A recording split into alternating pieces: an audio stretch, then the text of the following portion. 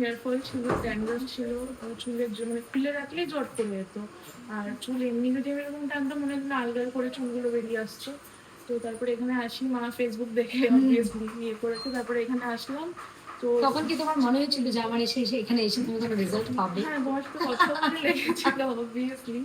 তো তারপরে ট্রিটমেন্ট করানোর পরে বলতে গেলে আমি এখান থেকে বেরোনোর পর থেকে আমার হেয়ার ফল পুরোপুরি বন্ধ হয়ে গেছে বললেই চলে। আর তা বাদে জটের প্রবলেমটাও নেই, এখন ড্যান্ড্রফও হয় না, হেয়ার ফল না হয়ই না বললেই চলে। এত বড় লম্বা চুলে ওই 4-5টা হেয়ার ফলকে হেয়ার ফল বলে না? সেটুকুও পড়ে না, অনেস্টলি স্পিকিং সেটুকুও পড়ে না। তো সেই কারণেই আবার আসা, মানে আমি যা বেনিফিট পেয়েছি ভেরি স্যাটিসফাইড। Thank you.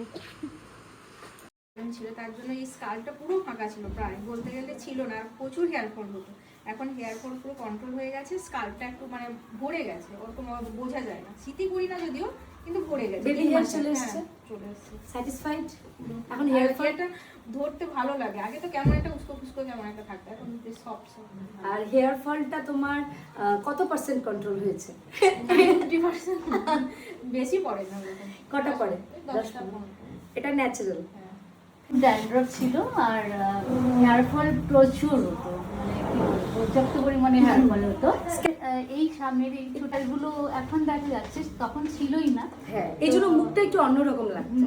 তো এখন তো বেবি হেয়ারগুলো চলে এসেছে, আর হেয়ার ফলও কমে গেছে, আর ড্যান্ড্রফও আগের মতো নেই। মানে এটাকে ড্যান্ড্রফ হয়তো বলে না, যেটা মানে অনেকদিন শ্যাম্পু না করলে যেটা হয়। আর এমনি কিন্তু রেজাল্ট অবভিয়াসলি খুব ভালো পেয়েছি। Thank you for trust.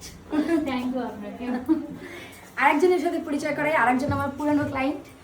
তুমি কি প্রবলেম নিয়ে এসেছিলে সেটা একটু বলো।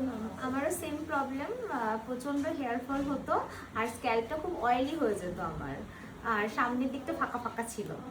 বাট এখন তো বেবি হেয়ার এখানে বেরিয়েছে, আর অয়েলিনেসটা যদি অনেকদিন শ্যাম্পু না করে তখন থাকে, বাট যেটা হতো কি পরের দিনকে আমরা অয়েলি হয়ে যেত, এখন সেটা আর হয় না।